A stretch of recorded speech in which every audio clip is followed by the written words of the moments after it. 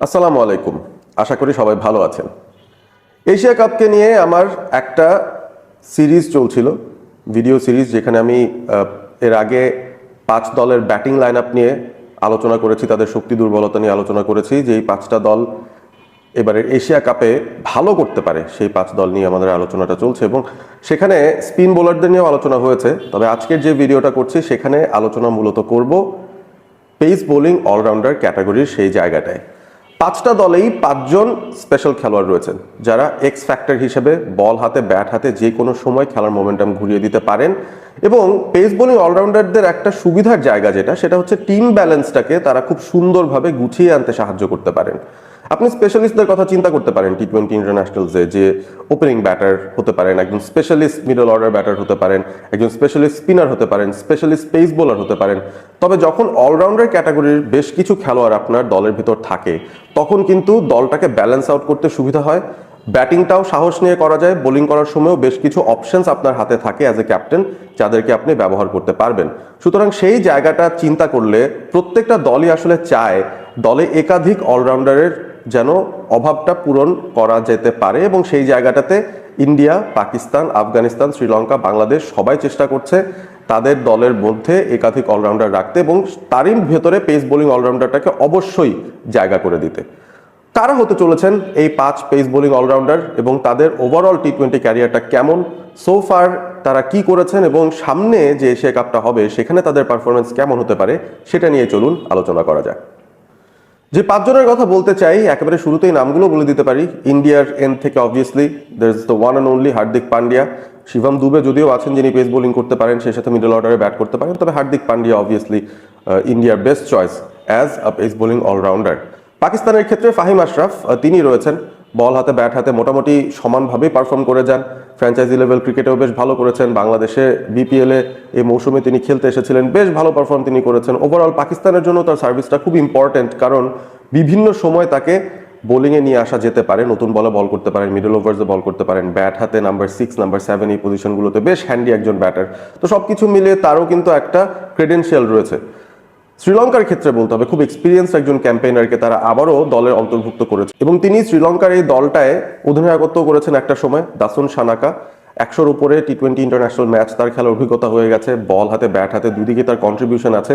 মূলত ব্যাটিংটা তার শক্তির জায়গা, তবে বল হাতেও তিনি যে কতটা এফেক্টিভ হতে পারেন সেটা রিসেন্ট সময়ে বাংলাদেশ শ্রীলঙ্কার যে টি-20 সিরিজ হয়েছে সেখানেই কিন্তু আমরা সবাই আবারও দেখতে পেরেছি। ডিসেপটিভ একজন ক্রিকেটার, বুদ্ধিদীপ্ত একজন ক্রিকেটার, এবং অবভিয়াসলি শ্রীলঙ্কার এই দলটাতে পেস বোলিং অলরাউন্ডার ক্যাটাগরিতে তাকেই সবার উপরে চিন্তা করবে শ্রীলঙ্কা।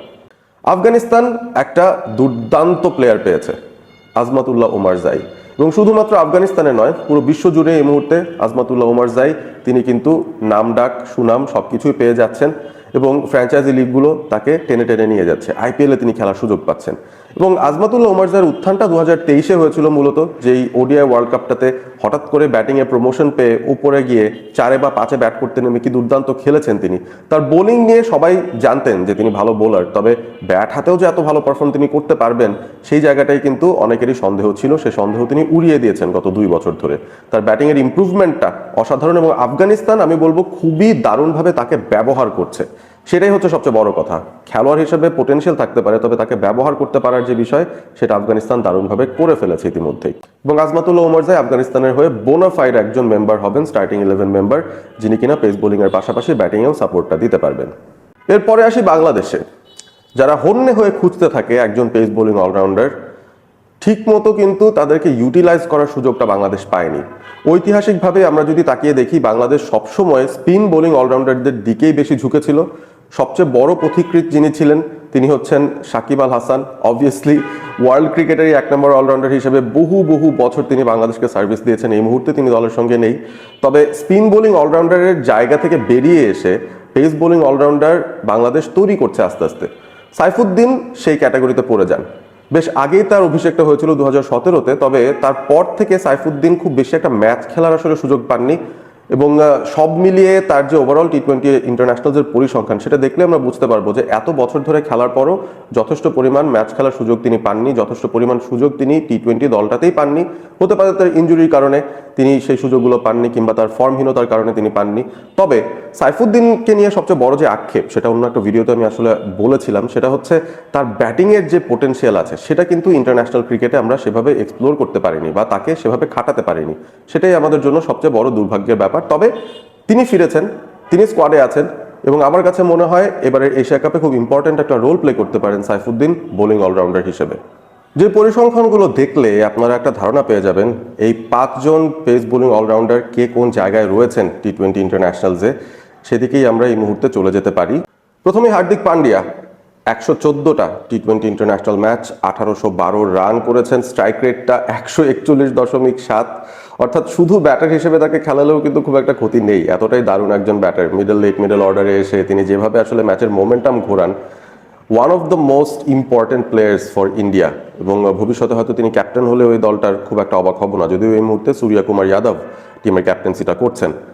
উইকেট পেয়েছেন 94টা, অর্থাৎ বল হাতেও শুধু একজন বোলার হিসেবে তাকে কনসিডার করলেও কিন্তু তিনি এই দলটায় টিকে যেতে পারেন। 94টা উইকেট, প্রায় 100টা উইকেট তিনি পেয়ে গেছেন টি-20 ইন্টারন্যাশনালসে। ইকোনমিটা খানিকটা উপরের দিকে রয়েছে 8.2, কারণ ইম্পর্টেন্ট জায়গায় তাকে নিয়ে আসা হয়।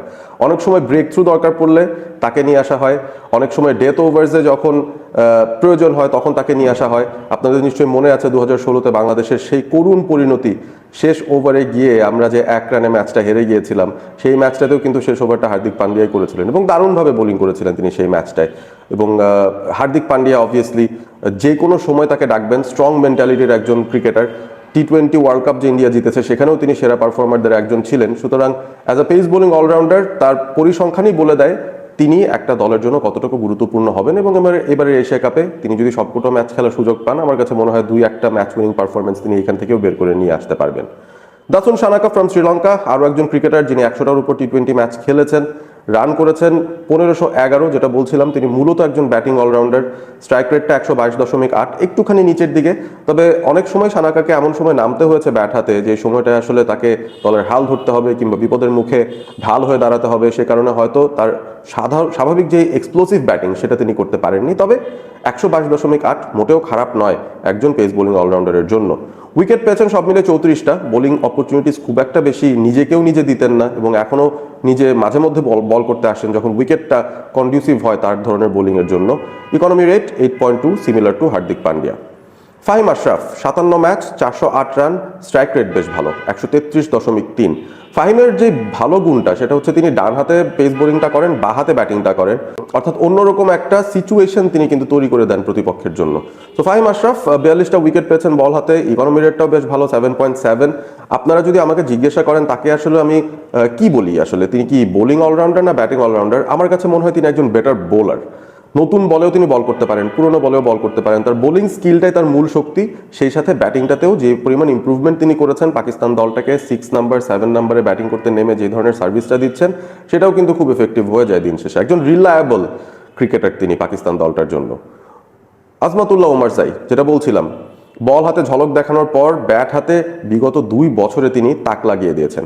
সব মিলিয়ে 47টা ম্যাচ, রান খুব বেশি নয়, ফাহিম আশরাফের কাছাকাছি। স্ট্রাইক রেট 111, এই জায়গাটাতে আমার মনে হয় উন্নতির জায়গা ডেফিনেটলি আছে আজমাতুল্লাহ ওমারজাইয়ের এবং তার সেই এক্সপ্লোসিভ পাওয়ারটা রয়েছে। সুতরাং তিনি চাইলেই সেই কাজটা করতে পারেন। এখনো পর্যন্ত হয়তো তার পরিসংখ্যান সেই বিচারটা করছে না, তবে অবভিয়াসলি ভবিষ্যতে এই স্ট্রাইক রেটের ইম্প্রুভমেন্টটা আসবে, আপনারা দেখে নেবেন। 31টা উইকেট বল হাতে পেয়েছেন, economy rate 8.4, which is not that bad for a T20 pace bowling allrounder. So overall একটা ভালো প্যাকেজ বলা যেতে পারে। ফাহিম আশরাফের সঙ্গে একটা সিমিলার মোল্ড তার রয়েছে, যদিও তার ব্যাটিংটার ইম্প্রুভমেন্টের কারণে আমার মনে হয় যে সামনের দিনগুলোতে তিনি ফাহিমকেও হয়তো ছাপিয়ে যেতে পারেন। সাইফুদ্দিন ফ্রম বাংলাদেশ এই 5 জনের মধ্যে সবচেয়ে কম সংখ্যক ম্যাচ খেলা ক্রিকেটার, 42টা টি-20 ম্যাচ খেলেছেন, যার মধ্যে মাত্র 19টা ইনিংসে ব্যাট করার সুযোগ পেয়েছেন। 247টা run, strike rate 114.4, not bad. Wicket পেয়েছেন 46টা, অর্থাৎ এবারে এশিয়া কাপে যদি সবগুলো ম্যাচে সুযোগ পান, উইকেট তুলতে পারলে হয়তো বাংলাদেশের পক্ষে আরও একজন বোলার যিনি টি-20 ইন্টারন্যাশনালসে 50 উইকেট পেয়ে যাবেন, সেই মাইল ফলকে সাইফুদ্দিন পৌঁছে যেতে পারবেন। ইকোনমি রেট তুলনামূলকভাবে 5 জনের মধ্যে সবচাইতে বেশি 8.6। মাঝে মধ্যেই কিছু দিন সাইফের অফ যায় এবং সেই অফ ডেতে আসলে সাইফুদ্দিনের জন্য খুব কঠিন একটা সিচুয়েশন তৈরি হয় এবং তখন সাইফুদ্দিন আসলে রানগুলো লিক করে ফেলেন। অনেকেই বাংলাদেশের ইম্পর্টেন্ট কিছু ম্যাচে পরাজয়ের পেছনে সাইফুদ্দিনের বোলিংটাকেও দায়ী করতে পারেন। তবে সাইফুদ্দিনের ভালো গুণ যেটা, সেটা নিয়ে অবশ্যই কথা বলা উচিত। নতুন বলে তিনি সুইং পান, পুরনো বলে তার স্লোয়ার ডেলিভারি আছে, ইয়র্কার আছে, স্লোয়ার বাউন্সার আছে, বেশ কিছু ভ্যারিয়েশন রয়েছে তার। ভালো দিনে সাইফুদ্দিনকে খেলা কিন্তু খুব কঠিন একটা ব্যাপার, সেটা নতুন বলেই হোক কিংবা ডেথ ওভার্সে হোক। সুতরাং সাইফুদ্দিন একটা আলাদা ব্যালেন্সের এলিমেন্ট নিয়ে আসেন বাংলাদেশ দলটায়। তাকে যখন রাখা হয়, একাধারে একজন ব্যাটার, একাধারে একজন বোলার, যিনি নতুন বলটাতেও ব্যবহার করতে পারেন, পুরনো বলেও ভালো বল করতে পারেন, সেরকম একটা ক্রেডেনশিয়াল তার মধ্যে আছে। একটাই খালি আফসোস বাংলাদেশের সমর্থক হিসেবে আমাদের, সেটা হচ্ছে সাইফুদ্দিনকে আরও একটু উপরে কেন বাংলাদেশ ব্যাটিং করায়নি। ওমর জাইকে যেভাবে আফগানিস্তান ব্যবহার করেছে, ঠিক একইভাবে যদি সাইফুদ্দিনকে বাংলাদেশ ব্যবহার করতো, কিংবা মেহেদী হাসান মিরাজকে যেরকম ব্যাটিংটায় সুযোগ বারবার দেয়া হচ্ছে টি-20 ফরম্যাটেও, সেই জায়গাটা সাইফুদ্দিনকে যদি একটা সুযোগ দেওয়া হয় মিডল অর্ডারে, আমার কাছে মনে হয় যে বাংলাদেশ আরও বেশ কিছু এক্সট্রা বোলার কিংবা এক্সট্রা অলরাউন্ডার তাদের দলে যুক্ত করতে পারে। তাতে করে তাদের ওভারঅল টিমের ব্যালেন্সটা আর একটু সমৃদ্ধ হয় এবং বোলিং অপশনসও বেড়ে যায়। সাইফুদ্দিনের ব্যাটিংটা আমরা কিন্তু এখনও ইন্টারন্যাশনাল ক্রিকেটে সেভাবে প্রস্ফুটিত হতে দেখিনি। তার মূল কারণটা হচ্ছে তিনি সুযোগই পাননি। এবারে এশিয়া কাপে কি সেই সুযোগটা মিলবে কিনা, সেটি এখন দেখার বিষয়। আচ্ছা, এবারে চলে আসি র্যাঙ্কিংয়ে। এই 5 জনকে র্যাঙ্ক করতে চাই। খুব একটা কঠিন বিষয় নয় বোধহয় র্যাঙ্কিংটা, কারণ একদম নাম্বার 1-এ হার্দিক পান্ডিয়া থাকছেন। আমি আর কোনো কিছু বলতেই চাই না। তার পরিসংখ্যান, তার ক্রেডেনশিয়াল সব কিছুই বলে দেয় যে তিনি আসলে এই মুহূর্তে শুধু এই 5টা টিমের মধ্যে না, পুরো ওয়ার্ল্ডের হিসেবে যদি চিন্তা করা হয়, তাহলেও is one of the best pace bowling allrounders in the world in টি-20 ইন্টারন্যাশনাল ক্রিকেট। দ্বিতীয় স্থানে ইম্প্যাক্টের জায়গা থেকে আমার কাছে মনে হয় আজমতুল্লাহ ওমর জাইকে রাখা যেতে পারে। তার কারেন্ট ফর্ম বেশ ভালো এবং তিনি আফগান দলটাকে যেভাবে সাপোর্ট দিয়ে যাচ্ছেন, সেই জায়গাটাতে আমার কাছে মনে হয় যে আজমতুল্লাহ ওমর জাই 2 নম্বর স্থানটা হয়তো ডিজার্ভ করেন। 3 নম্বরে দাসুন সানাকাকে রাখবো। অবভিয়াসলি ভেটারান, ফিরে এসেছেন আবারও, তবে দলে তার জায়গাটা নিশ্চিত কিনা সেটা কিন্তু একটা বড় প্রশ্নের জায়গা। কারণ অনেক সময় চামিকা কারুনারাত্নেকে খেলানো হয়, মিলন রাতনায়কে, নতুন আরও একজন পেস বোলিং অলরাউন্ডার ঢুকেছেন স্কোয়াডের মধ্যে, তাকেও কি শ্রীলঙ্কা সুযোগ দেবে কিনা। সুতরাং একটা লড়াই করতে হবে দাসুন সানাকাকে এই দলটাতে টিকে থাকার জন্য। ফাহিম আশরাফ, তাকে আমি 4 নম্বরে রাখবো। অবভিয়াসলি ইউটিলিটি একজন ক্রিকেটার, কিন্তু দাসুন সানাকা কিংবা হার্দিক পান্ডিয়া কিংবা ওমর জায়ের থেকে তিনি বেটার কিনা সেটা নিয়ে কিন্তু একটা প্রশ্ন থাকতেই পারে। অনেকে হয়তো ফাহিম আশরাফকে 3, ওমর জাইকে 4-এ রাখতে পারেন, তবে আমি ওমর জাইকে 2-এ রাখছি, সানাকাকে 3-এ রাখছি এবং ফাহিম আশরাফকে 4 নম্বরে রাখছি। সেই সাথে বাংলাদেশের সাইফুদ্দিনকে আপাত মুহূর্তে 5-এ রাখতে চাই, কারণ তার পরিসংখ্যান সেটা বলছে। বাংলাদেশ দলে তার ইম্প্যাক্টটা কতটুকু ইম্পর্টেন্ট, তাকে আসলে সেই রোলটা যদি দেয়া হয় প্রপারলি, তিনি হয়তো সেটা ইউটিলাইজ করতে পারবেন। এবারে এশিয়া কাপ থেকেই হয়তো শুরু হতে পারে সাইফুদ্দিনের বাংলাদেশের জার্সিতে নতুন একটা যাত্রা, যেখানে তাকে নতুন একটা রোল দেয়া হবে এবং সেই রোলটা তিনি খুব ভালোভাবে পালন করবেন বল হাতে এবং ব্যাট হাতে। আপনারা আপনাদের রেটিংটা জানিয়ে দিতে পারবেন এই র্যাঙ্কিংটা আপনাদের পছন্দ হয়েছে কি হয়নি, কিংবা আপনাদের মতামত অনুযায়ী র্যাঙ্কিংয়ে কে কোন জায়গায় থাকা উচিত এই 5 জন পেস বোলিং অলরাউন্ডারের মধ্যে জানিয়ে দিতে পারেন কমেন্ট করে। এবং সেই সাথে ভিডিওটি ভালো লেগে থাকলে অবভিয়াসলি বন্ধুদের সঙ্গে শেয়ার করবেন, সাবস্ক্রাইব করবেন অল স্পোর্ট এবিপি চ্যানেলটি। ভালো থাকবেন সবাই।